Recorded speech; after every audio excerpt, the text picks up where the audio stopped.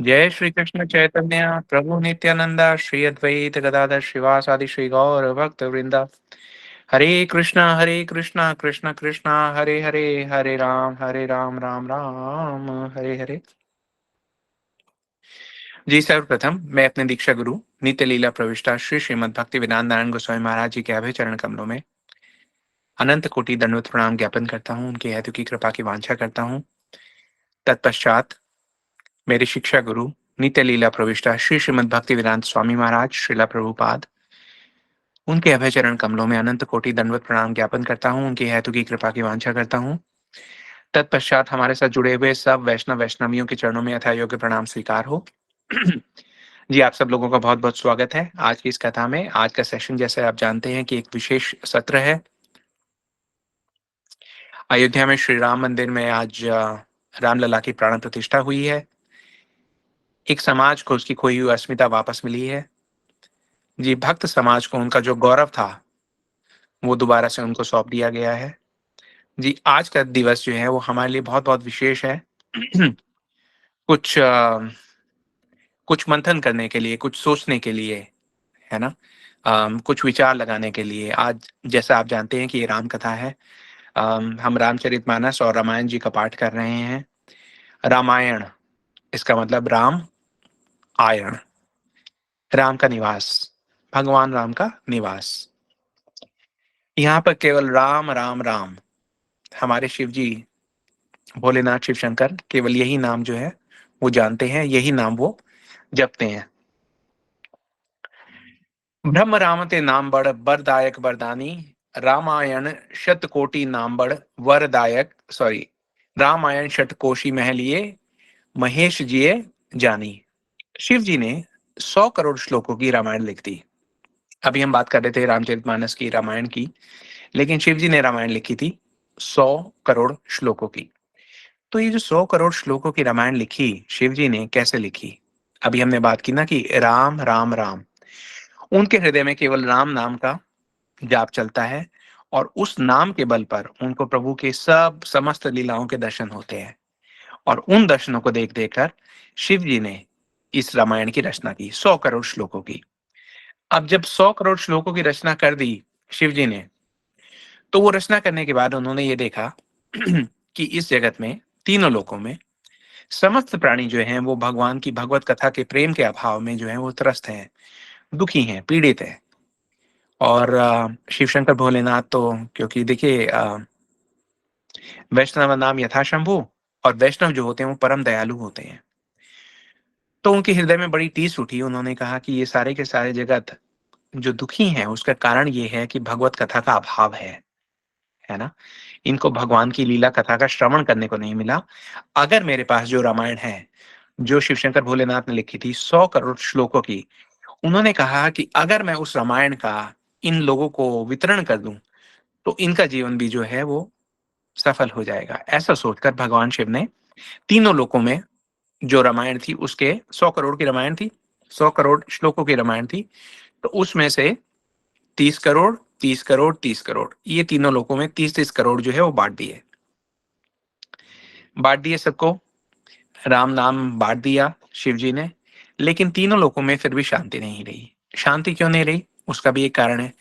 भगवान ने तो, सॉरी, शिव जी ने तो जो था नाम बांट दिया, लेकिन नाम को धारण करने वाले वहां पे व्यक्ति नहीं थे। उनके उनके जो हृदय है उसमें प्रेम नहीं था।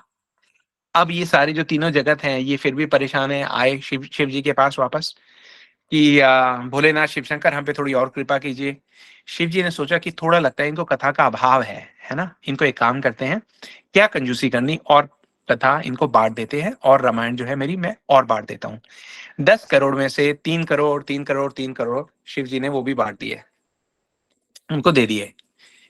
फिर भी उनका दुख जो था वो कम नहीं हुआ। क्यों? क्योंकि उन्होंने ये कथा ले तो ली है लेकिन प्रेम से अपने हृदय में धारण नहीं की है। अब शिव जी सोचते हैं कि भाई क्या कारण है कि इनका जो दुख है वो कम नहीं हो रहा। शिव जी ने दोबारा जो उनके पास 1 करोड़ बचे थे उसमें से भी 30-30 लाख बांट दिए, दुख फिर भी कम नहीं हुआ। 10 लाख में से भी उन्होंने बांटते गए, बांटते गए, बांटते गए। अंत में शिव जी के पास केवल 10 श्लोक रह गए। अब 10 श्लोक में से शिव जी ने तीन तीन तीन करके वो भी बांट दिए, सिर्फ एक श्लोक उनके पास रह गया। शिव जी ने जिस रामायण की रचना की थी वो अनुष्टक छंद में लिखे हुए श्लोक थे, जिसमें 32 शब्द होते हैं, 32 वर्ड्स। तो अब ये जो 32 शब्द थे, ये शिव जी के पास रह गए और तीनों लोक के प्राणी जो थे वो वापस आ गए शिव जी के पास और उनको कहा कि शिव शंकर भोलेनाथ, हमारा तो दुःख जो है वो अभी दूर नहीं हुआ, है ना? तो अब क्या करें?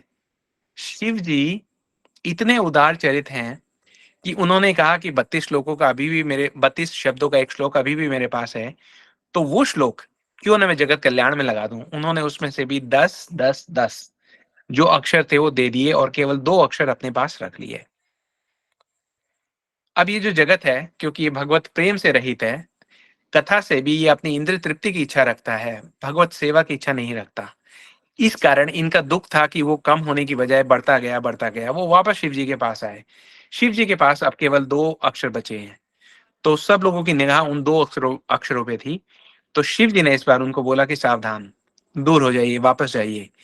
ये 2 अक्षर जो हैं, ये मुझे बहुत प्रिय हैं, ये मैं आपको नहीं दे सकता।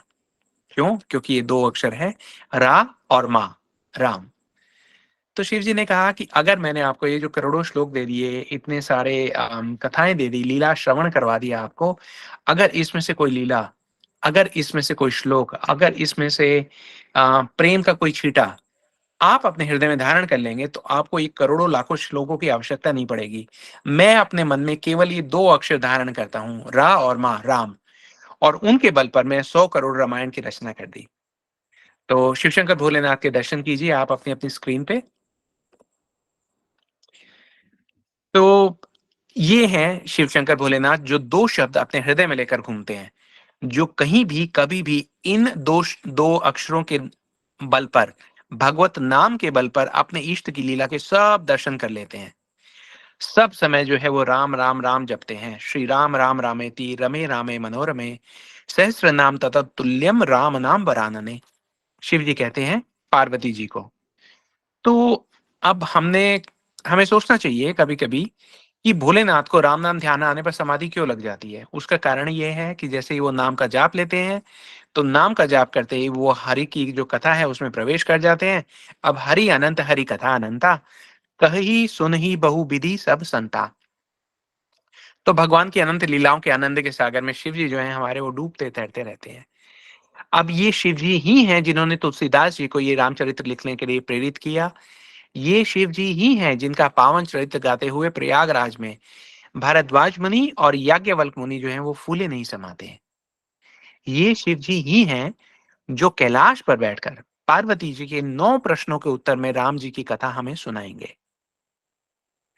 जब पूछा पार्वती जी ने कि शिव जी आप मुझे एक बात बताइए कि किस कारण से भगवान को इस धराधाम पर जन्म लेकर आना पड़ा, तो शिव जी कह रहे हैं कि हे देवी, राम जन्म के हेतु अनेका परम विचित्र एक ते एका।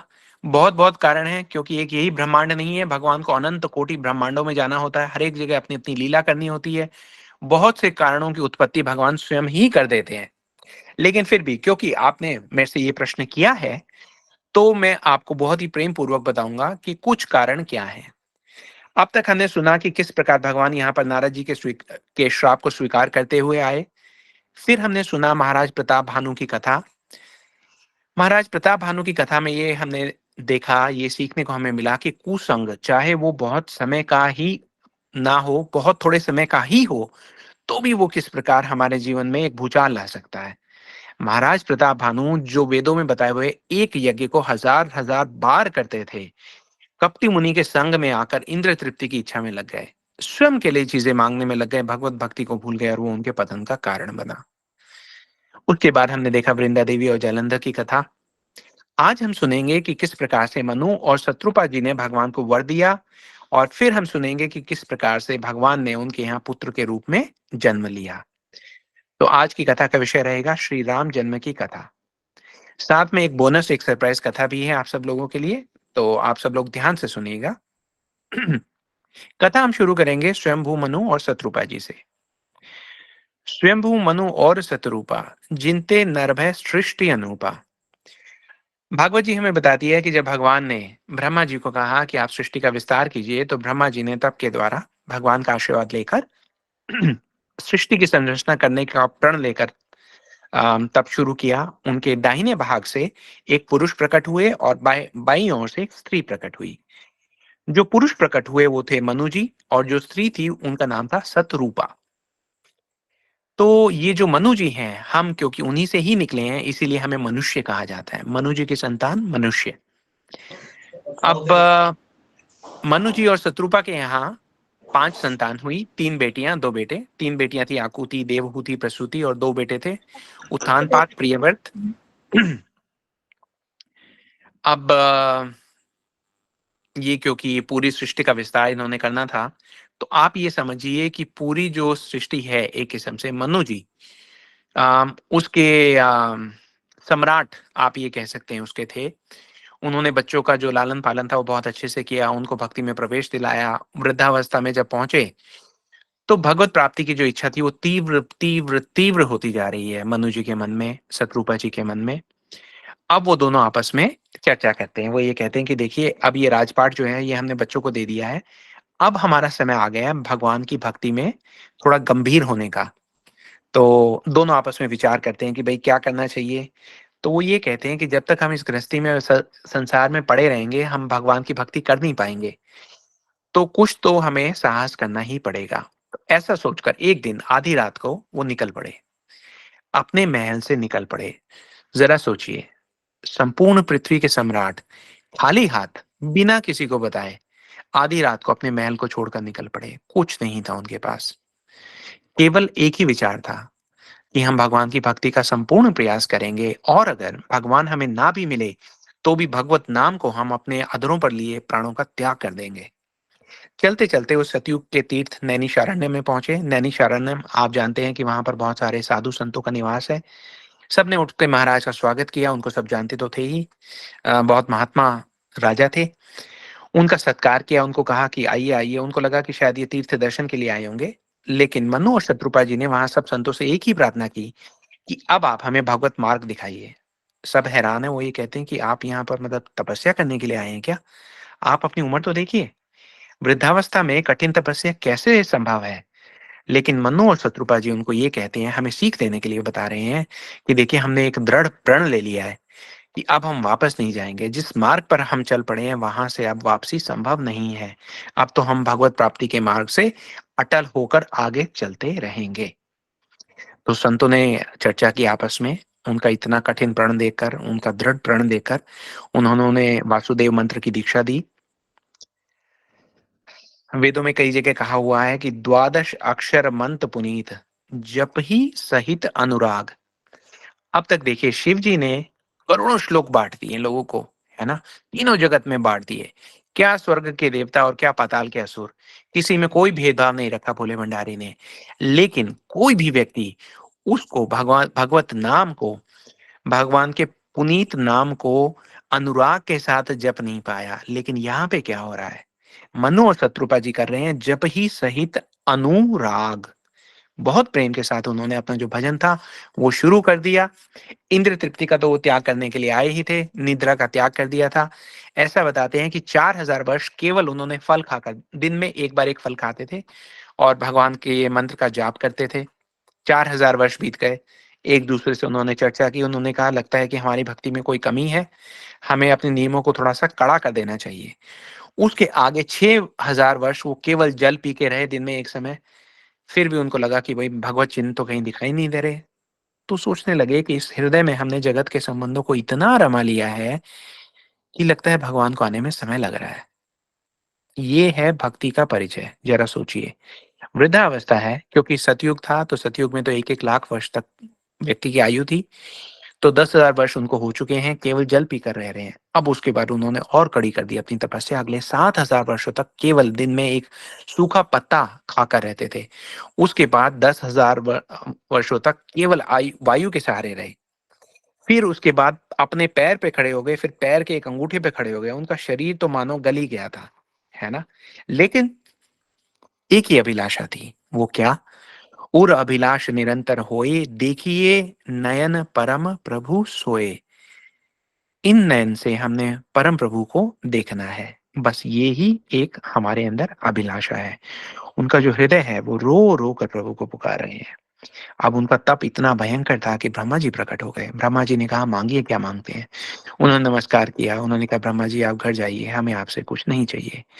ब्रह्मा जी चले गए। उनका तप बढ़ रहा है। शिव जी प्रकट हो गए। शिव जी ने कहा, मांगिए क्या चाहिए। उन्होंने कहा कि हमें अगर कुछ चाहिए तो केवल भगवान के दर्शन चाहिए। शिव जी से ये कह दिया कि भगवान के दर्शन चाहिए और वापस तपस्या में लग गए। कुछ समय के बाद वैकुंठ से आवाज आई। अब यहाँ पर आप एक बात और समझिए, हमारे पास आज 2 मिनट का समय है, कि वैकुंठ जो है भगवान का धाम, उसमें वैकुंठ में अलग-अलग प्रकोष्ठ बने हुए हैं, है ना? ये एक प्रकोष्ठ है जैसे भगवान नारायण का, वहाँ पर भगवान नारायण रहते हैं, विष्णु। उसके ऊपर हम जाएँगे तो वहाँ पर अलग-अलग जो है प्रकोष्ठ बने हुए हैं, वैकुंठ में ही बहुत सारे, जैसे कि भगवान के विभिन्न अवतारों के प्रकोष्ठ बने हुए हैं। वहाँ पर जो भगवान के भक्त जैसे-जैसे उनकी आराधना करते हैं, वो इस शरीर को त्याग कर जब उनकी जो भक्ति है वो सिद्ध हो जाती है, तो भगवान के उन्हीं धामों में जाते हैं। जो जिसका भक्त है वो उनके प्रकोष्ठ धाम में जाता है। अब इस वैकुंठ धाम में ही आप ये देखेंगे कि जो भगवान नारायण का निवास है, उसके ऊपर एक निवास है साकेत का, अयोध्या का निवास है। तो साकेत धाम से आवाज़ आई। आम भाषा में हम कह देते हैं वैकुंठ से आवाज़ आई, लेकिन वैकुंठ में भी कहाँ से आवाज़ आई? साकेत से आवाज़ आई। अमृत के समान मीठी वाणी आई, भगवान की भगवत वाणी आई। उसे सुनते ही क्या हुआ? उसे सुनते ही गोस्वामी तुलसीदास जी लिखते हैं कि हृष्ट पुष्ट तन भय सुहाए, मानो अभी भवन से आए। जैसे अभी महल से आए थे ना, वैसे ही बन गए। एकदम स्वस्थ शरीर, सुंदर तेजमयी छवि। प्रभु दर्शन मिलने वाले हैं उनको। आवाज़ के पीछे-पीछे प्रभु स्वयं आ रहे हैं। भगवान सीताराम ने अपने दर्शन दिए हैं उनको। बहुत स्नेह दर्शाया है। मनु और शत्रुपा जी को तो मानो विश्वास नहीं हो रहा कि भगवान ने अपने दर्शन दे दिए हैं। भगवान वहाँ खड़े हैं। मनु शत्रुपा को समझ में नहीं आ रहा कि अब क्या बोलें? भगवान कह रहे हैं कि वरम द्रोही, वर माँगिए। अब क्या माँगे? मनु और शत्रुपा एक-दूसरे को देखते हैं और उनके मुख से जो है कोई बोल नहीं फूट रहे। वो ये कहते हैं, आपको देख लिया, अब और कोई इच्छा ही नहीं रही। अब ये हमारी क्या गलती है कि आप कह रहे हो वर माँगो और हम कह रहे हैं कि हम नहीं माँग सकते। क्या करें? आपके दर्शन ही ऐसे हैं। आपके दर्शन प्राप्त होने के बाद कुछ और मिलने की अभिलाषा शेष ही नहीं रहती है। इसी को शिला रूप गोस्वामी कहते हैं, अन्याभिलाषिता शून्यं ज्ञान कर्माणि अनावृतम अनुकूलनम कृष्णानुशूलनम भक्ति उत्तमा। नाथ देख पद कमल तुम्हारे, अब पूरे मन काम हमारे, कुछ नहीं चाहिए हमें। भगवान कहते हैं, नहीं, कुछ तो आपको माँगना ही होगा, मैं आ गया हूँ, तो आपको माँगना ही होगा। भगवान इतना ज़ोर देते हैं तो मनु और शत्रुपा जी बोलते हैं कि दान शिरोमणि सत्य निधि, कहूँ सत्य सतभाव, चाहूँ तुम ही समान सुत, प्रभु संग कवन दुराव। आपसे क्या बात छुपानी? हमारे मन में तो ये है कि आपके समान हमें एक पुत्र मिल जाए। भगवान के मुँह से निकलता है एवमस्तु, ठीक है। अब भगवान सोचने लगते हैं, बोल तो दिया, मेरे समान इनको पुत्र चाहिए, लेकिन मेरे समान अब मैं अपने समान कहाँ से लाऊँ? है ना? गोस्वामी तुलसीदास जी लिखते हैं कि आप सरिस खोजू कहाँ जाई, निप तब तनय हो मैं आई। इसका मतलब है कि आपके जैसा मैं कहाँ ढूँढूँ? मनु और शत्रुपा जी ने कहा है कि आपके जैसा चाहिए, तो भगवान सोच में पड़ गए। बोले आप। अब यहाँ पर जो रसिक वैष्णवजन है वो बहुत सुंदर टीका करते हुए वो ये कहते हैं कि इस आपके 2 अर्थ निकलते हैं। एक तो भगवान ये सोच रहे हैं, आप सरिस खोजूँ कहाँ जाई? मैं कहाँ जाके खोजूँ अपने जैसा? और दूसरा जो वैष्णव टीका है वो ये बताता है कि भगवान मनु और शत्रुपा जी को देखकर कहते हैं कि आप सरिस खोजो कहाँ जाई। मतलब आपके जैसे माता-पिता मुझे कहाँ मिलेंगे? मैं अवश्य आऊँगा, आपका पुत्र बन के आऊँगा। मैं वचन देता हूँ, मैं आपके यहाँ आऊँगा, आऊँगा और अवश्य आऊँगा। है ना? भगवान ने 3 बार कहा, सत्य सत्यपन सत्य हमारा, प्रण ले लिया भगवान ने, बहुत प्रसन्न हुए। मनु जी से कहते हैं कि एक वर और माँगिए। क्यों नहीं कहेंगे भगवान एक बार और माँगिए? जब भक्त ऐसे मिलेंगे, जिनके हृदय में भगवान के प्रति ऐसा प्रेम है कि वो उनकी सेवा करने के लिए कह रहे हैं कि भई हमारा जो प्रेम है वो और प्रगाढ़ हो जाए, आप हमारे यहाँ पुत्र बन के आइए। भगवान जितने भगवान प्रसन्न हैं, उससे ज़्यादा मनु और शत्रुपा जी प्रसन्न हैं। भगवान अपनी प्रसन्नता में कहते हैं कि मनु जी, शत्रुपा जी एक वर और माँगिए। तो उसके उत्तर में वो ये कहते हैं कि ठीक है, जब आप आएँगे तो हम भूल जाएँ कि आप भगवान हैं। हमारी आपके प्रति जो प्रीति है वो ऐसी हो जैसे पुत्र की माता-पिता में होती है। तो भगवान कहते हैं एवमस्तु, तथास्तु, ठीक है। अब उसके बाद कहते हैं और कुछ माँगिए और मन्नु जी से कहते रहते हैं। मन्नु जी कहते हैं कि हे भगवान अब आपने ये कह ही दिया है, तो मैं आपको एक बात बोल देता हूँ, वो ये है कि मिलन के समय तो व्यक्ति अपने प्रियो को एक बार भूल भी जाता है, लेकिन वियोग में वो कभी भी अपने प्रिय को नहीं भूलता। तो हे भगवान, अगर आपने मुझसे ये कहा ही है कि एक वर माँगिए, तो मैं एक वर माँगता हूँ। मैं वर ये माँगता हूँ प्रभु कि मेरी मृत्यु आपके वियोग में तड़प-तड़प कर इस प्रकार हो, जिस प्रकार मणि के छिन जाने पर एक सर्प जो है वो तड़प-तड़प कर मर जाता है। जिस प्रकार जल से बाहर निकाल कर अगर आप मछली को छोड़ देते हो, तो तड़प-तड़प कर अपने प्राणों का त्याग कर देती है। भगवान भी सहम गए। वो बोले, "अरे! आप ये वर माँग रहे हैं या श्राप माँग रहे हैं?" है ना? मनु जी और शत्रुपा जी जो हैं वो रो रहे हैं। मनु जी भगवान के चरणों में पड़ गए और ये कहा कि हे भगवान, मैंने जो आपसे माँगा है, वर तो मैंने अब यही माँगा है, आप मुझे प्रदान कीजिए। भगवान के नेत्रों से अश्रु की धारा बह रही है। भगवान ये कहते हैं, तथास्तु। भगवान भी भक्त के आगे विवश हो जाते हैं, है ना? शत्रुपा जी जो हैं वो निहाल हो रही हैं कि भगवान मेरे मेरे पुत्र बन के आएँगे। कहती हैं, विश्वास नहीं हो रहा। सोई सुख सोई गति सोई भक्ति सोई निज चरण सनेह सोई विवेक सोई रहनी प्रभु हम ही कृपा करी दे। मुझे तो यकीन नहीं हो रहा कि जो सुख आपके स्नेह करने वालों को मिलता है वो सुख हमारे भाग्य में कैसे आएगा। भगवान ये कहते हैं कि आपके भाग्य में तो आएगा ही आएगा माता। आपका जो विवेक है वो अलौकिक है ना? मात विवेक अलौकिक तोरे कभू न घटहु अनुग्रह मोरे। मेरी कृपा आपके ऊपर कभी भी घटेगी नहीं, हमेशा बढ़ती ही बढ़ती जाएगी। देखिए, ये भगवान के प्रेम की विशेषता है कि वो बढ़ता ही जाता है, बढ़ता ही जाता है, बढ़ता ही जाता है ना? और यहाँ पर शत्रुपा जी कह रही है, मुझे तो ये विश्वास नहीं हो रहा कि आप मेरे पुत्र बन के आएँगे और भगवान ये कह रहे हैं, मैंने तो आपको माता बोल ही दिया। मात विवेक अलौकिक तोरे कभू ना घटु अनुग्रह मोरे। कन्फर्मेशन है, मैं आ रहा हूँ, मैं आपका पुत्र बन के आ रहा हूँ। शत्रुपा जी बहुत प्रसन्न हो जाती हैं, कहती हैं, भगवान हमारे लिए अब क्या आदेश है? तो वहाँ भगवान बहुत मधुर शब्दों में उनसे कहते हैं कि आप अभी कुछ दिन यहीं पे रहिए, इस धराधाम में रहिए, उसके बाद अपने इस शरीर का त्याग कर दीजिए, आप लोग कुछ समय के लिए स्वर्ग में चले जाएँगे। उसके बाद मनु जी का जो जन्म है, वो रघुकुल में महाराज अज के यहाँ उनके पुत्र रूप में जन्म होगा। आपका माता जो जन्म होगा वो कौशल देश में होगा, आपका नाम कौशल्या नाम से आप जानी जाएँगी। उसके बाद मैं आपके यहाँ पुत्र रूप में आऊँगा और मैं अकेला नहीं आऊँगा, मैं अपने अंशों सहित आऊँगा, है ना?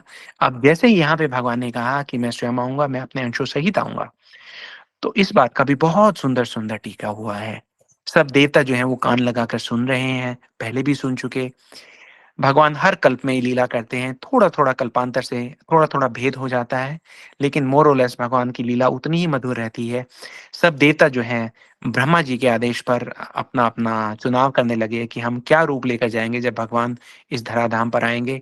ब्रह्मा जी जो हैं वो जामवंत जी बन जाते हैं, सूर्य देव जो हैं वो बाली बन जाते हैं, सॉरी सुग्रीव बन जाते हैं, इंद्र बाली बनते हैं, विश्वकर्मा नल नील, शिव जी सबसे ज़्यादा प्रसन्न है ना? अब शिव जी पर एक निगाह हमारी बनी रहेगी क्योंकि शिव जी जो करते हैं, भगवान की भक्ति का मार्ग प्रशस्त करते हैं हमारे साथ।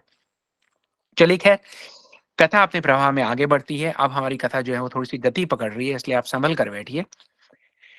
समय के साथ ऐसा ही होता है जैसा भगवान ने कहा था, सूर्यवंश में दशरथ जी प्रकट होते हैं।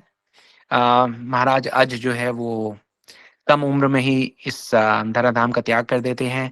दशरथ जी को राजा बनाया जाता है। चक्रवर्ती सम्राट के नाम से उनकी ख्याति जो है वो जगत प्रसिद्ध है। दशरथ 10 दिशाओं में जिनका रथ दौड़ता है ना? वो राजा बनते हैं, राजा बनने के बाद उनका विवाह होता है कौशल देश की राजकुमारी कौशल्या जी से। कौशल्या जी से जब उनका विवाह होता है तो कौशल्या जी को लेकर वो अम, अयोध्या आते हैं। अयोध्या धाम में वो कौशल्या जी के साथ रहते हैं। सारी प्रजा जो है वो उनसे बहुत-बहुत प्रसन्न है। प्रजा भी क्या है, आप यूँ समझिए कि संतों से भरी हुई है उनकी प्रजा। अयोध्या जी का परिचय ही यही है कि संत सभा अनुपम अवध सकल सुमंगल मूल। ये मूल है वहाँ का, है ना? अयोध्या जो है संतों के प्राण हैं। तो ख़ैर चलें, कौशल्या जी को लेकर महाराज दशरथ आते हैं। काफ़ी समय बीतता है, कोई संतान नहीं होती। कौशल्या जी के आग्रह पर दशरथ जी जो हैं वो दूसरा विवाह करते हैं सुमित्रा जी से। सुमित्रा जी से एक पुत्री का जन्म होता है, उनका नाम शांता होता है। पूर्व संकल्प के कारण उस संतान को दशरथ जी अपने मित्र को दे देते हैं। अब उनके पास फिर कोई संतान नहीं है। आग्रह करने पर कौशल्या सुमित्रा जी के वो तीसरा विवाह करते हैं कैकई देश की राजकुमारी से, जो कैकई के नाम से प्रसिद्ध होती हैं। अब देखिए, जो जैसा हमने अभी डिस्कस किया कि दशरथ महाराज जो हैं दसों दिशाओं में इनका रथ दौड़ता है, इनके जैसा पराक्रमी सम्राट कभी हुआ नहीं है। तो उधर स्वर्ग में देवताओं का असुरों के साथ युद्ध शुरू हो जाता है। आप जानते हैं अब तक कितनी बार युद्ध हो चुका, जब देखिए बात-बात पे युद्ध शुरू हो जाता है। तो वहाँ पे युद्ध शुरू हो जाता है, तो उनसे युद्ध करते-करते देवता जो हैं वो कमज़ोर पड़ने लगते हैं। तो जो देवराज इंद्र हैं, वो फ़ौरन अपना एक संदेशवाहक भेजते हैं अयोध्या दशरथ महाराज के पास। अयोध्या का मतलब ये है कि जिससे कोई युद्ध ना कर सके। इतना ताकतवर, इतना शक्तिशाली एक साम्राज्य है जिसका नाम अयोध्या है। उसका कारण वहाँ के महाराज दशरथ हैं। दशरथ महाराज के पास एक निवेदन आता है। देवराज इंद्र कह रहे हैं कि देखिए, हम ऐसा लग रहा है कि असुरों से पराजित हो जाएँगे। आप यहाँ पर आइए और अपना युद्ध कौशल दिखाकर हमारी रक्षा कीजिए। महाराज दशरथ जो हैं स्वर्ग जाते हैं, सहायता की गुहार आई है क्षत्रिय के पास तो वो जाएँगे ही। असुरों से युद्ध करते हैं और देवताओं की रक्षा करते हैं। देवताओं की रक्षा करते हैं तो महाराज दशरथ के इस अद्वितीय पराक्रम से देवताओं की जब विजय होती है तो इंद्र जी क्या करते हैं, देवराज इंद्र अपने आसन से उतरते हैं, महाराज दशरथ को वहां पर बैठाते हैं और उनके चरणों में बैठते हैं, उनका बहुत सादर सम्मान करते हैं, सत्कार करते हैं, सम्मान करते हैं, अपना मुकुट उतार कर उनको दे देते हैं। दशरथ जी से कहते हैं आप अपना मुकुट यहाँ रखिए, ये वाला मुकुट पहन लीजिए। दशरथ जी कहते हैं कि देखिए, मुझे स्वर्ग की कोई अभिलाषा नहीं है। मेरी प्रजा मेरी प्रतीक्षा में है, मुझे स्वर्ग का कोई लोभ नहीं है।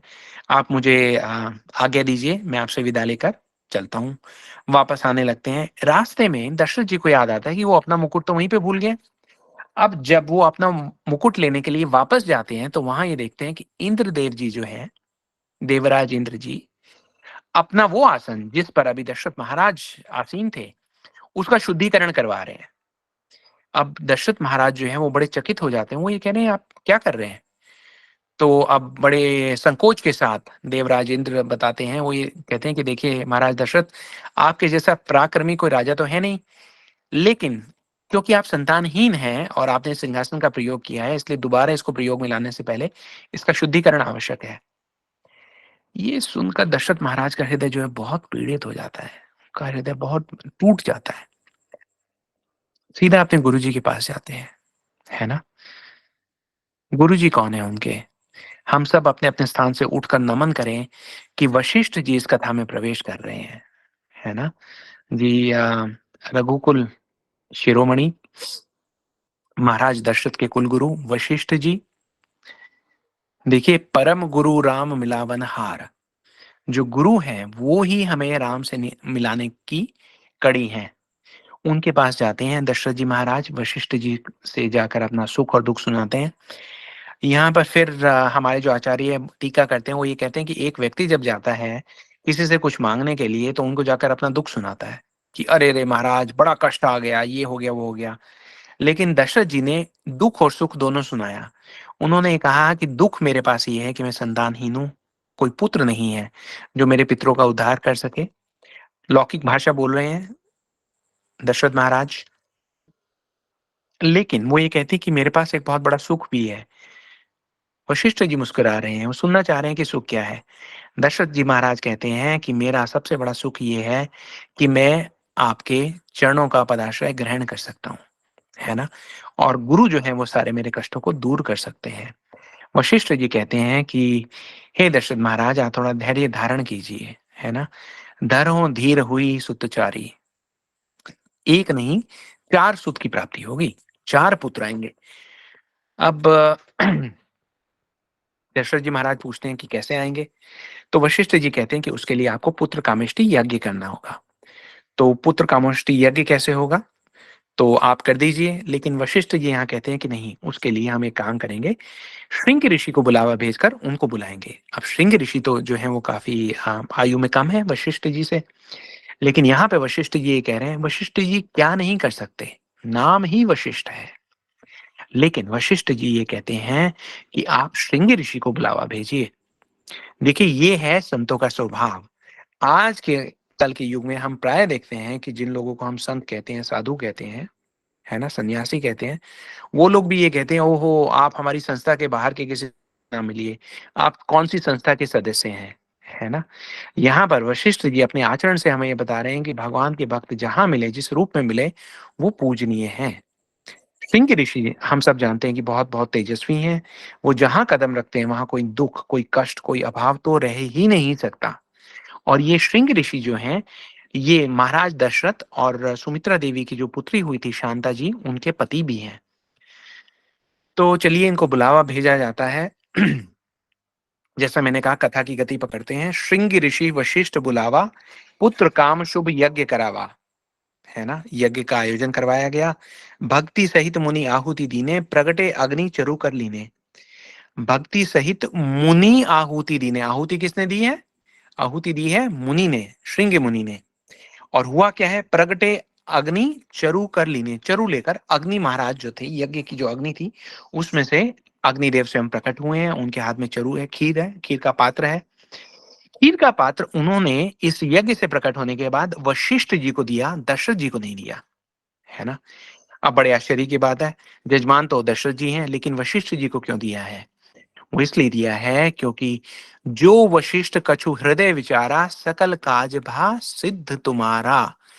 वशिष्ठ जी को कह रहे हैं, ध्यान से सुनिए, कि जो वशिष्ठ कछु हृदय विचारा, किसके हृदय का विचार? वशिष्ठ जी के का।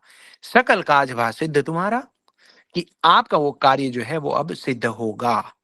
इसका मतलब क्या है ना? इसके दो कारण हैं। एक तो वशिष्ठ जी जो हैं वो गुरु जी का मनोरथ तो जानते ही जानते हैं, उसके अलावा वो संपूर्ण सृष्टि का मनोरथ भी जानते हैं। एक और कारण है, उस कारण को बड़ा, देखिए आपको ध्यान से सुनिए, बहुत बहुत रोचक कारण है। एक सेकंड दीजिए।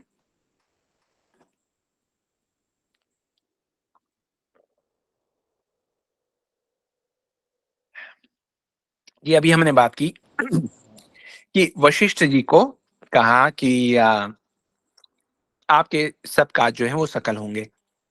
अब दो कारण हमने बोला, एक तो ये कि वशिष्ठ जी को जो दशरथ महाराज का मनोरथ है वो भी पता है और संपूर्ण सृष्टि का मनोरथ वो भी पता है। जो दूसरा कारण है वो बहुत विशेष कारण है, उसको ध्यान से सुनिए, क्योंकि शायद ही आपने कभी ये कारण सुना हो। इस कारण को जानने के लिए समय की गति को हमें थोड़ी देर के लिए रोकना होगा और थोड़ा सा पीछे जाना होगा।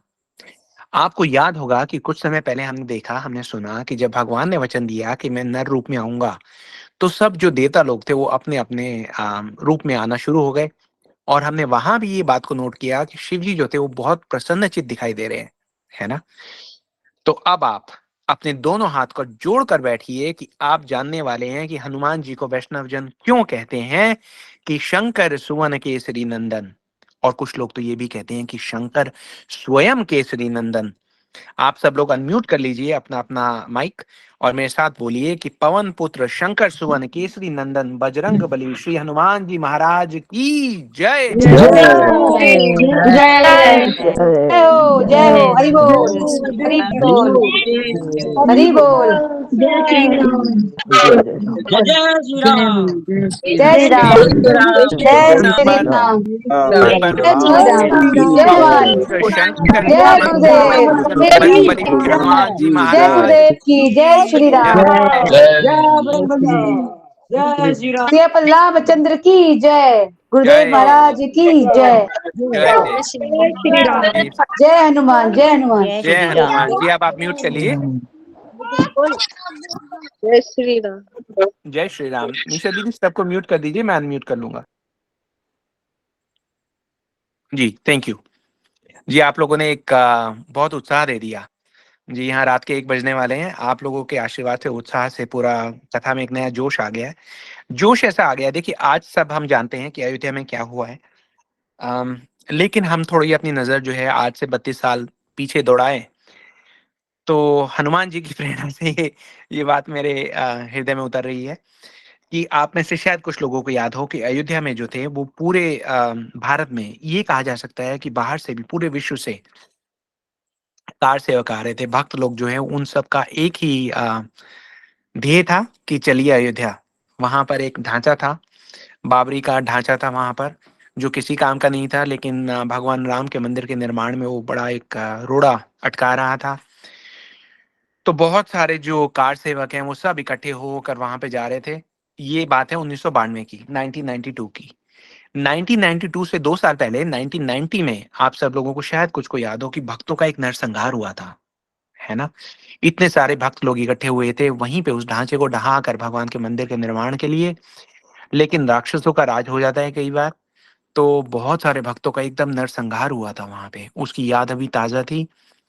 लेकिन चलिए 1992 की हम बात कर रहे हैं। जय श्री राम का नारा जैसे आप लोगों ने आज यहाँ पर लगाया है, ऐसा ही नारा वहां लगा, भारत में गूंजा। और उस नारे की गूंज ने भक्तों के हृदय से मृत्यु का मानो भय ही मिटा दिया हो, है ना?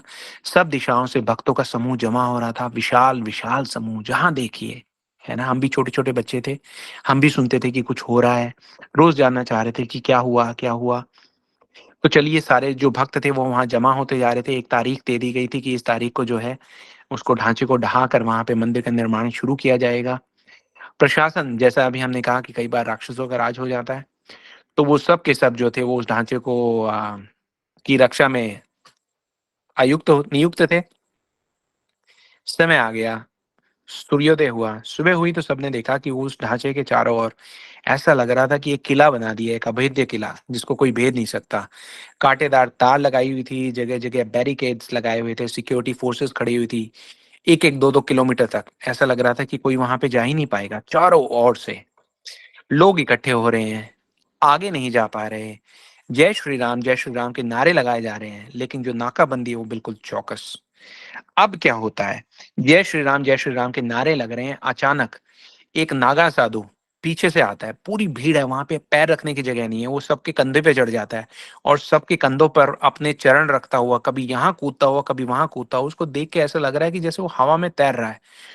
तो वो नागा साधु आगे बढ़ता है, जय श्री राम के नारे 1 मिनट के लिए रुक जाते हैं, सब लोग उसको मुड़ मुड़ कर देख रहे हैं और वो ऊपर हाथ उठाकर कहता है, जय हनुमान। जय हनुमान कह के वो मुड़ता है। अयोध्या में एक जगह है, उसका नाम है हनुमानगढ़ी। अब देखिए नाम भी क्या है, हनुमानगढ़ी। हनुमानगढ़ी में एक आर्मी का ट्रक खड़ा हुआ था, है ना? अब वो जो नागा साधु आया वो हवा में ऐसा उड़ता हुआ आया, उसने सीधा छलांग लगाई और आर्मी के ट्रक के अंदर। अब उसने वो ट्रक कैसे चालू किया, कैसे स्टार्ट किया, ये तो एक रहस्य ही रहेगा, लेकिन उसने स्टार्ट कर लिया। वहां पर एक साधु उपस्थित थे, वो ये कहते हैं कि जिस प्रकार प्रलय के समय, है ना, हम सब जानते हैं शिव जी क्या करते हैं। वो ये कहते हैं कि जिस प्रकार प्रलय के समय पृथ्वी को भक्तविहीन देखने के बाद शिव जी को बहुत क्रोध आता है, वो ये कहते हैं ये पृथ्वी का अस्तित्व ही क्यों है? जब यहाँ पर कोई भी भक्त ही नहीं है तो ये कर क्या रहे हैं? उनको इतना क्रोध आ जाता है कि वो विध्वंस शुरू कर देते हैं, है ना, सब कुछ तहस नहस कर देते हैं। तो वैसे ही वो साधु ये बोले कि वो जो व्यक्ति आया था वो ऐसा ही आया जैसे कि भक्तहीन समाज का वो नाश करने के लिए आया है। उसने वो ट्रक स्टार्ट किया, इतनी द्रुत गति से, इतनी तेज गति से, बहुत स्पीड से वो ऐसा आगे बढ़ा, उसने एक्सेलरेटर दबाया कि जो पुलिस के नाके थे उस सबको तोड़ता हुआ आगे बढ़ने लगा। और सारा जन समुदाय जो था वो तो एकदम सैलाब के जैसा वहां इकट्ठा था। किसी को समझ में नहीं आया कि ये क्या हुआ। वो तोड़ता तोड़ता तोड़ता और तोड़ता बिल्कुल एंड तक चला गया, पूरा रास्ता खुल गया। जैसे एक बांध टूटने के बाद सागर की लहरों को कोई संभाल नहीं सकता, ऐसे सब लोग वहां से घूमे और वहां पर हवा में यही नारे गूंज रहे थे, जय हनुमान जय श्री राम, जय हनुमान जय श्री राम, है ना? संकट मोचन कृपा विधान, करिए सब जग का कल्याण, जय बजरंग बली हनुमान। मंगल मूर्ति मारुत नंदन, सकल अमंगल मूल निकंदन। वंदो राम लखन बैदेही, जे तुलसी के परम स्नेही। मात पिता गुरु गणपति शारद, शिवा समेत शंभु शुक नारद। चरण बंदी बिन हो सब काहू, देहूं राम पद नेह निबाहूं। मंगल मूर्ति मारुत नंदन, सकल अमंगल मूल निकंदन। बोलिए भगवान श्री हनुमान जी महाराज की जय। तो देखिए चलिए कथा में वापस चलते हैं। जहां जहां भगवान राम है वहां वहां हनुमान जी हैं। हम बात कर रहे थे कि वशिष्ठ जी को दिया गया प्रसाद। वशिष्ठ जी को वो पात्र इसलिए दिया गया क्योंकि वशिष्ठ जी अब उसका विभाजन करेंगे। अब यहाँ पर हमने ये कहा था कि वापस चलेंगे हम, कि वशिष्ठ जी कुछ और भी करने वाले हैं। क्या करने वाले हैं वशिष्ठ जी? ऐसा क्या रहस्य है जो वशिष्ठ जी जानते हैं लेकिन श्रृंगी मुनि नहीं जानते, लेकिन जो यज्ञ से प्रकट हुए हैं, यज्ञ पुरुष हैं, वो जानते हैं। दशरथ महाराज नहीं जानते, उनकी रानियां नहीं जानती, लेकिन वशिष्ठ जी जानते हैं। देखिए, भगवान राम यहाँ पर पुत्र कामेष्टि यज्ञ को निमित्त बनाकर अपने आने का एक कारण ढूंढ रहे हैं। तो वहां दूसरी तरफ हमने कहा था ना, शिव जी मुस्कुरा रहे हैं, तो वहां दूसरी तरफ शिव जी भगवत सेवा का लोभ अपने हृदय में धारण करके हनुमान जी के रूप में आने की भूमिका बना रहे हैं, है ना। पूरा संत समाज ये कहता है कि राम जी की सेवा सरत विचार, प्रकट भय सेवक कपि तनुधार, आप हैं स्वयं रुद्र अवतार, आपकी जय जय जय जयकार। शिव जी, है ना। जैसे हमने कहा, समय की गति को थोड़ा समय रोकना पड़ेगा। हम पीछे जाते हैं, पीछे जाकर हम उस समय के पॉइंट पे जाके रुकते हैं जब वानर राज कुंज जो है वो शिव जी की भक्ति कर रहे हैं, उनकी तपस्या कर रहे हैं, शिव जी को प्रकट होने के लिए पुकार रहे हैं। शिव जी प्रकट होते हैं, शिव जी कहते हैं वर मांगिए, और वानर राजकुंज कहते हैं कि देखिए, आप मुझे एक पुत्र दीजिए, पुत्र भी ऐसा हो जो त्रिभुवन विजयी हो। तो भगवान शिव कहते हैं कि देखिए, आपके भाग्य में जो है पुत्र नहीं है। वानर राजकुंज जो है बहुत क्षुभित हो जाते हैं, बहुत उदास हो जाते हैं। लेकिन शिव जी कहते हैं कि आपके भाग्य में उससे भी बहुत अधिक, बहुत बड़ा कुछ है। तो कहते हैं, त्रिभुवन विजयी पुत्र से भी बहुत अधिक, बहुत बड़ा कुछ है क्या? वो ये कहते हैं कि आपके यहाँ एक त्रिभुवन वंदनीय कन्या आएंगी। देखिए, विजय तो कोई भी कर सकता है, लेकिन वंदनीय जो है वो तो ऊपर की चीज है ना। और उसके बाद शिव जी ये कहते हैं कि मैं आपकी तपस्या से बहुत प्रसन्न हूँ। पूरी बात नहीं बता रहे शिव जी अभी भी यहाँ पे। वो ये कहते हैं कि जो कन्या आएंगी, उन कन्या से उत्पन्न जो पुत्र होगा वो समस्त जगत का दुख दूर करने का सामर्थ्य रखता होगा। तो वनराज जो कुंज जी हैं वो कहते हैं पक्का? शिव जी मुस्कुराते हैं। अब उनको साफ साफ कैसे बता दें कि मैं स्वयं आऊंगा हनुमान जी बनकर, है ना। और शिव जी से ज्यादा जगत का दुख दूर करने का सामर्थ्य कौन रखता है। तो चलिए, समय का पहिया आगे दौड़ता है। वानर राजकुंज के यहाँ अंजना जी का जन्म होता है। अंजना जी का समय के साथ विवाह होता है वानर राज केसरी से। अब वानर राज केसरी और अंजना जी दोनों जो हैं वो, क्योंकि भागवत भक्त हैं, तो उनके दोनों के मन में एक प्रेरणा आती है कि जगत का कल्याण करने वाली संतान की प्राप्ति हो। तो इस इच्छा के साथ वो दोनों वन में जाकर तप करना शुरू कर देते हैं। शिव जी का तप कर रहे हैं, बहुत कड़ा तप कर रहे हैं। उनके तप की भी अलग से आप ये समझिए एक कथा है, फिर किसी दिन करेंगे जब शिव जी की इच्छा होगी।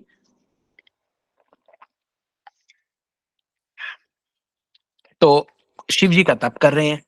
अब शिव जी क्या करते हैं, शिव जी प्रसन्न होकर उनके पास सप्त ऋषियों को भेजते हैं। सप्त ऋषि वहां पर आते हैं और देखते हैं कि अरे, ये कन्या जो है ये यहाँ पर इतना कठोर तप कर रही है। पास जाकर ध्यान से देखते हैं तो वो देखते हैं, अरे ये तो वानराज कुंज की कन्या है। तो सप्त ऋषियों में वशिष्ठ जी भी हैं। अब आप लिंक बनाइएगा।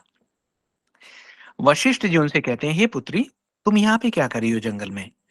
तो वो कहती हैं कि देखिए, मैं तो भगवान शिव के नाम का जप कर रही हूँ। तो वशिष्ठ जी पूछते हैं कि अच्छा, तो आपने गुरु धारण किए हैं? तो वो कहती है, नहीं, गुरु तो मेरे पास नहीं है। तो फिर वशिष्ठ जी उनको बड़े डिटेल में समझाते हैं कि देखिए, जो भक्ति है वो मनमुखी नहीं है, वो गुरुमुखी होती है। तो आप गुरु की शरण लीजिए, उनसे मंत्र लीजिए, फिर उसका जाप कीजिए, तो आपका जो मनोरथ है बहुत जल्दी पूरा होगा। तो अंजना जी जो हैं वो वशिष्ठ जी के चरणों में प्रणाम करके कहती हैं कि आप मुझे अपनी शिष्य के रूप में स्वीकार कीजिए। वशिष्ठ जी तो कल्याण करने के लिए ही निकले हैं। वो उनको शिव जी का मंत्र देते हैं। उनके कान में जब मंत्र वो देते हैं तो उसके साथ वो क्या करते हैं, आप लोगों को याद हो कि भगवान ने जब अपना मोहिनी रूप लिया था, तो भगवान शिव जी ने ये प्रार्थना की थी कि हे भगवान, आपके मोहिनी अवतार के दर्शन नहीं हुए, मुझे दर्शन कराइए। बहुत संक्षिप्त की कथा तो ये है कि मोहिनी अवतार के जब दर्शन हुए भगवान शिव जी को, तो शिव जी ने प्रसन्नता में अपना तेज स्खलित किया था। उस तेज की जो कुछ बूंदें थी वो सप्त ऋषियों के पास थी। और भगवान शिव को याद करते हुए वशिष्ठ जी ने मंत्र के साथ जो अंजना जी हैं उनके कान में उस तेज के शुक्राणु भी कान में फूंक दिए। इसलिए हनुमान जी को कहते हैं शंकर सुवन। ठीक है। तो माता अंजनी को ये कहा कि आप यहीं रहिए, अपने हाथ फैलाकर शिव जी के आशीर्वाद की प्रतीक्षा कीजिए। तो उसके बाद वशिष्ठ जी महल में आ गए। दशरथ महाराज आए, उन्होंने कहा कि क्या किया जाए? तो वशिष्ठ जी ने कहा कि पुत्र कामेष्टि यज्ञ की हम स्थापना करेंगे। अब यज्ञ तो पूरा हो गया, हमने देखा कि यज्ञ से यज्ञ महाराज जो हैं वो प्रकट हो गए हैं। उनके हाथ में एक पात्र है, दिव्य खीर का पात्र है। खीर का पात्र उन्होंने वशिष्ठ जी को दे दिया है। वशिष्ठ जी ये कहते हैं, दशरथ जी आप इस पात्र को लीजिए। और देखिए, जैसा हमने कहा कि कल्पांतर के अनुसार कथा में अलग अलग थोड़ा थोड़ा भेद मिलता है कहीं कहीं। तो हम जो है कथा का रस जिस प्रकार से ज्यादा प्रसारित रहे वैसी कथा कर रहे हैं। तो उन्होंने कहा कि इसमें से आधा जो है वो आप कौशल्या जी को दे दीजिए, और जो आधा बचे उसके दो पार्ट करके, उसके दो भाग करके आप एक सुमित्रा जी को दे दीजिए और एक कैकेयी जी को दे दीजिए। अब होता क्या है, जैसे ही ये दिया जाता है, एक दोने में डालकर प्रसाद को दिया जाता है, तो सुमित्रा जी का जो दोना है वो एक चील आती है उड़ते हुए, और वो दोना छीन कर उड़ जाती है। ठीक है। अब इस चील ने सुमित्रा जी के प्रसाद का दोना जो है वो छीन लिया, छीन कर उड़ी। किस तरफ उड़ी, कहाँ पहुंची? अब वो उड़ती उड़ती वहां पहुंची हैं जहां अंजनी मैया जो है जाने कितने दिनों से शिव जी के आशीर्वाद की प्रतीक्षा में खड़ी हैं, अपनी अंजुलि फैलाए, अपना आंचल फैलाए। और वहां पर जाकर चील को पवन देव की कृपा से इतनी तेज हवा चलती है कि वो दोना छूटता है। वो छूट कर सीधा जाकर अंजनी मैया के आंचल में जाकर गिरता है ना। जो वानर राज केसरी हैं वो ये कहते हैं कि ये भगवान शिव जी का आशीर्वाद ही है देवी, आप इसको ग्रहण कीजिए। इस आशीर्वाद के प्रभाव से हमारे यहाँ जो जगत को तारने वाला पुत्र है वो जन्म लेगा। तो देखिए, जिस हवन कुंड के प्रसाद को निमित्त बनाकर भगवान जी ने इस जगत में आने का कारण बनाया है, उसी प्रसाद से बजरंग बली भी उसी यज्ञ के प्रसाद को निमित्त बनाकर प्रकट होंगे, है ना। तो एक किस्म से भगवान राम ने अपने परम भक्त शिव जी के लिए ये प्रसाद भेजा है। तो प्रसाद जो है वो मिलता है। उधर हम वापस चलते हैं यज्ञशाला में। यज्ञशाला में जब ये प्रसाद मिल रहा है तो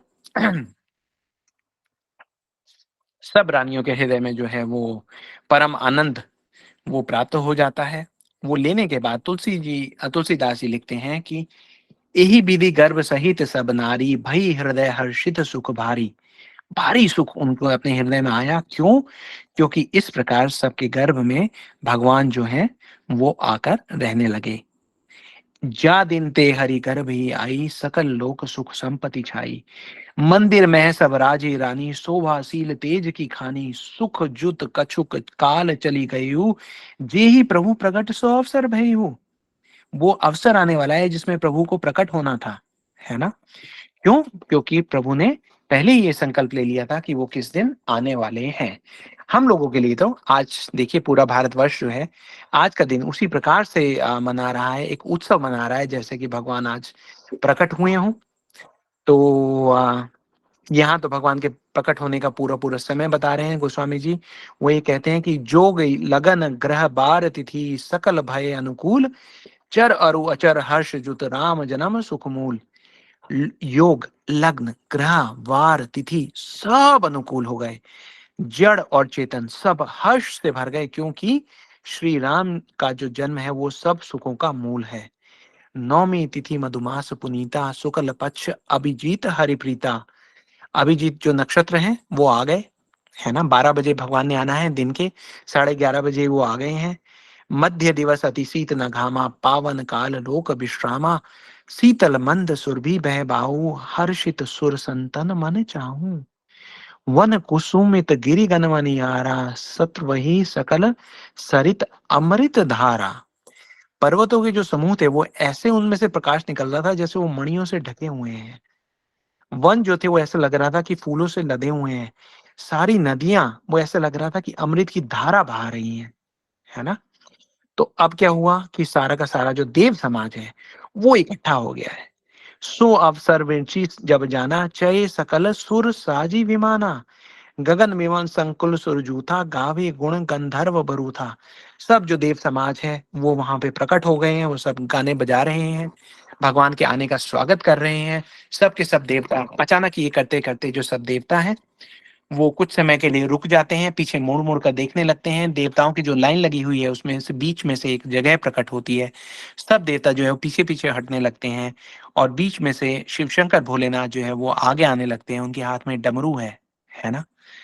सब देव चले महादेव चले। अब जब शंकर जी ने डमरू बजाया तो सब लोग समझ गए कि अब भगवान के आने का समय आ गया है। भगवान शिव शंकर भोलेनाथ ऊपर जो है वो नृत्य कर रहे हैं, पूरा देव समाज उनको देखकर प्रसन्न हो रहा है। और यहाँ पर गोस्वामी तुलसीदास जी लिखते हैं कि भय प्रगट कृपा दीन दयाला कौशल्या हितकारी, हर्षित महतारी मुनि मनहारी अद्भुत रूप विचारी, लोचन अभिरामा तनु घनश्यामा निज आयुध बुधचारी, भूषण वनमाला नयन विशाला शोभा सिंधु खरारी, दीनों पर दया करने वाले कौशल्य जी के हितकारी कृपालु प्रभु प्रकट हो गए हैं, है ना। बोलिए मर्यादा पुरुषोत्तम भगवान श्री रामचंद्र महाराज की जय। जी अनम्यूट कर लीजिए।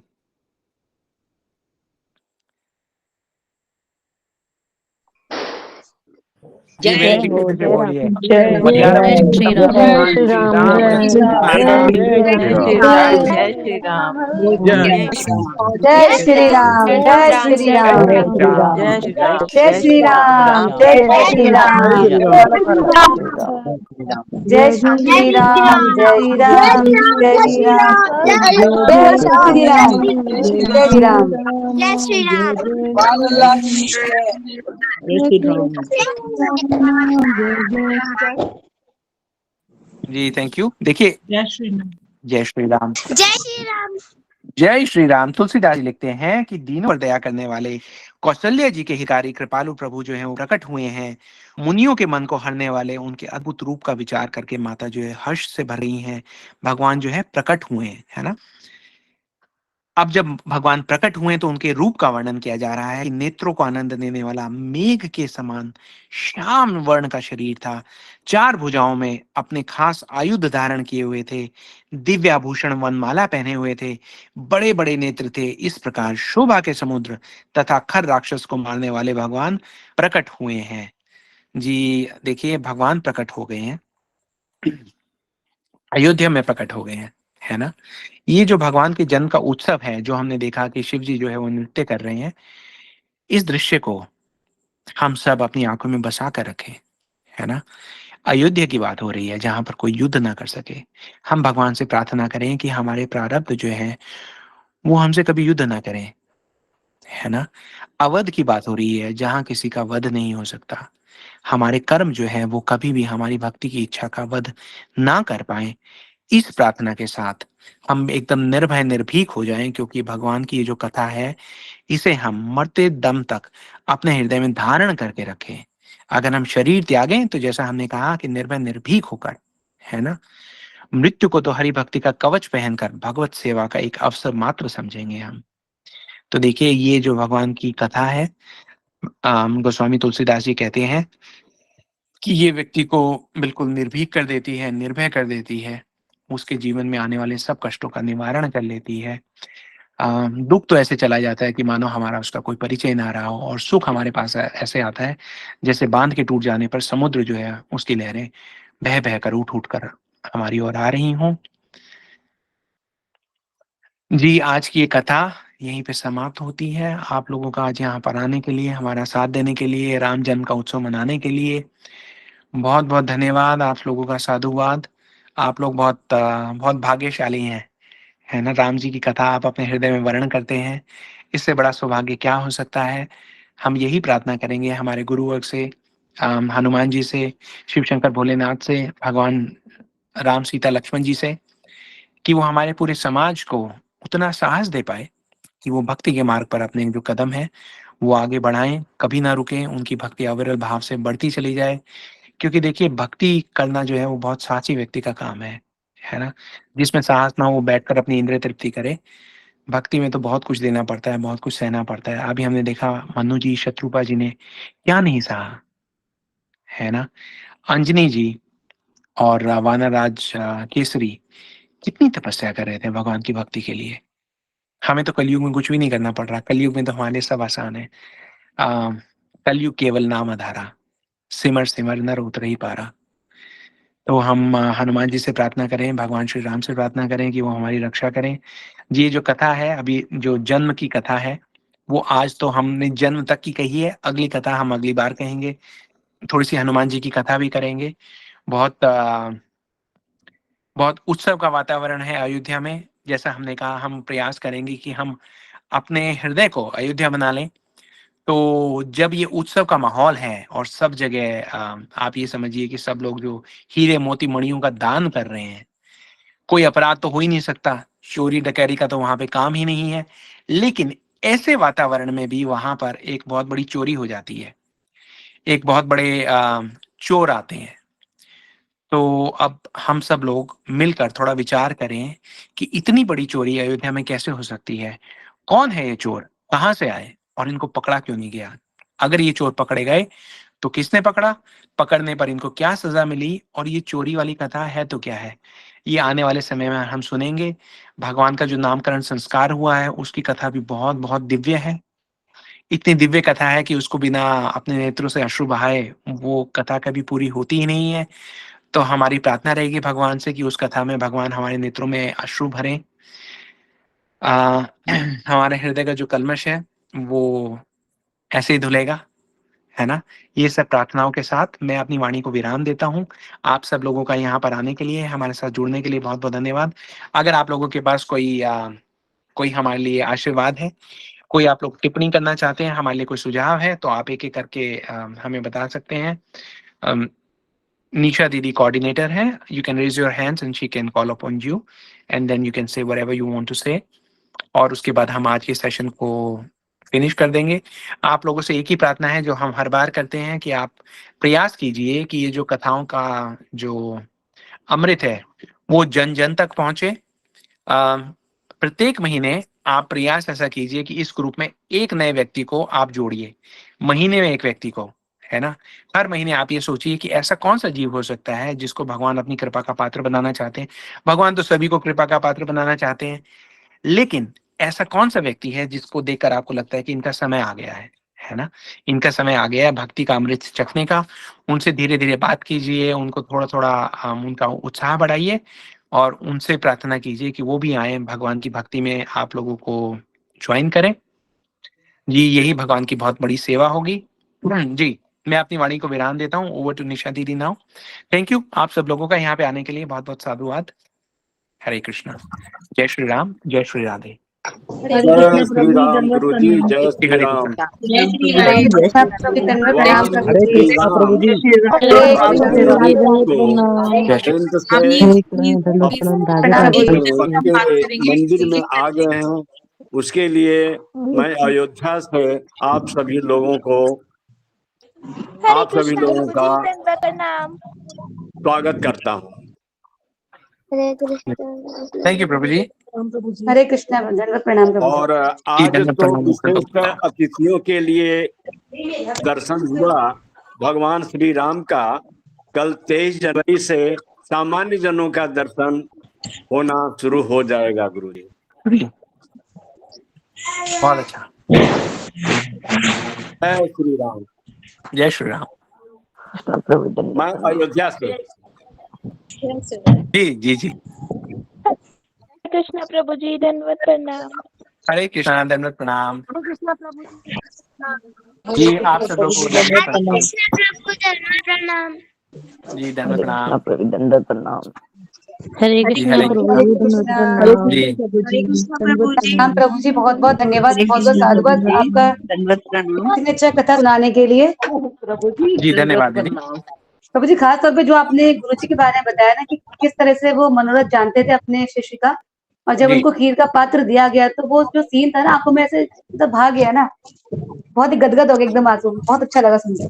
जी जी, धन्यवाद क्योंकि दीदी। प्रभु जी, गुरु की कृपा के बिना तो हम आगे बढ़ ही नहीं सकते, ये तो सही, नहीं बिल्कुल नहीं सही बात है। जी, देखिए गुरु बिना गति नहीं, हाँ जी, पॉसिबल ही नहीं है। थैंक यू प्रभु जी। हरे कृष्णा। अच्छा दीदी, हरे कृष्णा। हरे कृष्णा प्रभु जी, दंडवत प्रणाम। हरे कृष्णा दीदी, धन्यवाद प्रणाम। जी, सोनू प्रभु जी ने हाथ उठाया हुआ है। प्रभु जी कुछ कहना चाह रहे हैं? हरे कृष्णा सोनी प्रभु जी। हरे कृष्णा प्रभु जी, धन्यवाद धन्यवाद प्रणाम प्रभु जी। प्रभु जी। हरे कृष्णा, वो हमको लिंक ही चाहिए, कोई भक्त जुड़ना चाह रहे हैं, थोड़ा भेज दीजिएगा। जी जी, ग्रुप में लिंक है, हरे कृष्णा। आप उसको फॉरवर्ड कर सकते हैं। हमारा जो कथा का लिंक आया था, आप पिछले 1-2 दिनों की जो पोस्ट देखेंगे उसमें आपको कहीं ना कहीं ये सारे जो है लिंक आज मिल तो जाएंगे 3 प्रभु बार जी। शेयर किया है प्रभु जी। क्या आपको किस चीज का लिंक चाहिए प्रभु जी? किसी नए भक्त जुड़ना कथा सुनना चाहते हैं उसके लिए। जी, ग्रुप से ज्वाइन करने के लिए। हाँ हाँ जी हाँ। आप कौन बोल रहे हैं प्रभु जी? हरे कृष्णा, हम संजय प्रभु जी कथा सुनते हैं शाम को रात में 9 बजे से। नहीं, आप अपना नाम बताइए ना प्रभु जी, तो मैं आपको पर्सनली भेज सकती हूँ अगर मुझे आपका नाम पता होगा तो। जी, संजय प्रभु की कथा ग्रुप में भी हो सकते हैं मैसेज शेयर हुआ हो, ग्रुप को ज्वाइन करने वाला लिंक। हाँ प्रभु जी आप भेजे थे, अपना बोले थे कि शुभ नाम बता दीजिए प्रभु जी। सोनू, हमारा नाम सोनू है। अच्छा, सोनू प्रभु दोनों। जी। प्रभु जी, आप हमारे ग्रुप से जुड़े हुए हैं क्या? हाँ जी हाँ, प्रभु जी कल कथा सुने थे तो वे बोले कि हाँ जी प्रभु जी, आप और हमारे ग्रुप से जुड़े हैं ना, तो फिर आप हाँ हमें ज्वाइन कर सकते हैं हमारे ग्रुप को। आप ग्रुप अभी मैसेज भी हमने फॉरवर्ड किया है ना ग्रुप में, हाँ जी, बस आप मुझे वो लगता लिंक है भेज दीजिए। हाँ, जी मैसेज के बाद प्रभु जी ज्वाइन हुए हैं शायद, तो इसलिए इन्होंने वो मैसेज नहीं देखा होगा। प्रभु जी, हम वो ज्वाइनिंग लिंक ग्रुप में डाल देंगे। आप राम कथा ग्रुप में हैं? हाँ जी, हाँ तो प्रभु जी। आपसे जो मैसेजेस आएंगे वो आपको दिखने शुरू हो जाएंगे, तो वहां से आप ज्वाइन करा सकते हैं लोगों को। बहुत अच्छी बात है। ठीक है प्रभु जी, बहुत बहुत सुंदर कथा प्रभु जी, बहुत बहुत धन्यवाद। अच्छा प्रभु जी, आपके आशीर्वाद के लिए आपका धन्यवाद। हरे ठीक कृष्णा। है। हरे कृष्णा गुंजन दीदी। हरे कृष्ण, अनंत कोटि दंडवत प्रणाम एवं धन्यवाद प्रभु जी, और अनंत कोटि दंडवत प्रणाम दीदी, मुझे मौका देने के लिए, बोलने के लिए। जो कहावत है बिनु सत्संग विवेक न हुई, ये बिल्कुल सही है। और मैं तो बहुत अनाधिकारी हूँ, मेरे ऊपर भी इस प्रमाणित संप्रदाय की और सर्वश्रेष्ठ गुरुवर्गों की कृपा हुई है। सर्वप्रथम तो मैं नाम परायण भजनानंदी शरणागत भक्तों की वाणी कृपा द्वारा जो मुझे ये ज्ञान हुआ है कि आत्मधर्म का पालन एक मनुष्य के लिए सर्वोपरि है। आत्मा का पोषण ही हरि कथा है। उसकी शीतलता से मुझे कुछ अनुभव जन्य बहुत से लाभ हुए हैं, जो कि मैं वाणी से बता नहीं सकती, मतलब बियॉन्ड डिस्क्रिप्शन है वो। और इसके अलावा सहनशीलता, विनम्रता और अभिमान शून्यता जैसे उत्कृष्ट गुणों का भी विकसित होना कितना ज़रूरी है जीवन पथ में और कठिन परिस्थितियों में। मैं बची हूँ ऐसी कई विकट परिस्थितियों से, इन गुणों को थोड़ा बहुत सीख कर, मतलब रिएक्टिव होने से बची हूँ कई बार। और मन वचन वाणी विवेक से वैष्णवता कैसे परिलक्षित करनी चाहिए, जो हमारे चरित्र प्रसंगों, जो हमारे भक्तों के, आदर्श भक्तों के चरित्र प्रसंगों से मैंने सीखा है, उनके चिंतन मनन को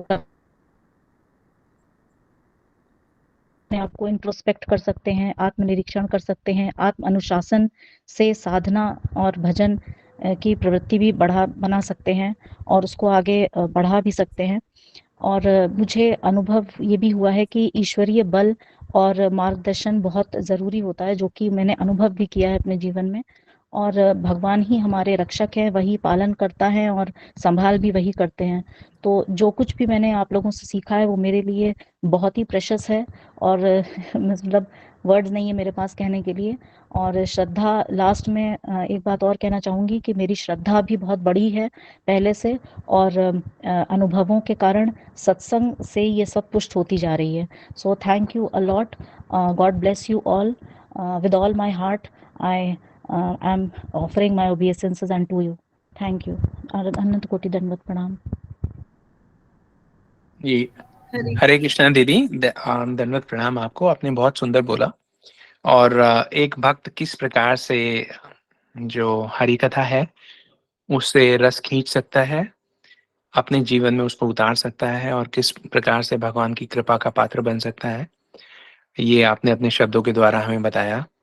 हम सब के लिए ये आपके जो शब्द हैं प्रेरणा स्वरूप हमारे जीवन में हमारा मार्गदर्शन करते रहेंगे। तो आज यहाँ आने के लिए, हमें ये सब सारे एक्सपीरियंसेस शेयर करने के लिए आपका बहुत बहुत धन्यवाद। Thank you. हरे कृष्णा। हरे कृष्णा। हरे कृष्ण प्रभु जी। हरे कृष्ण प्रभु, धन्यवाद प्रणाम।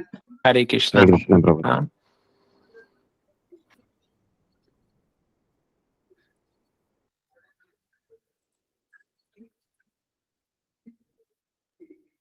जी, प्रभु जी 1 मिनट में रिकॉर्डिंग ऑफ कर। हाँ जी।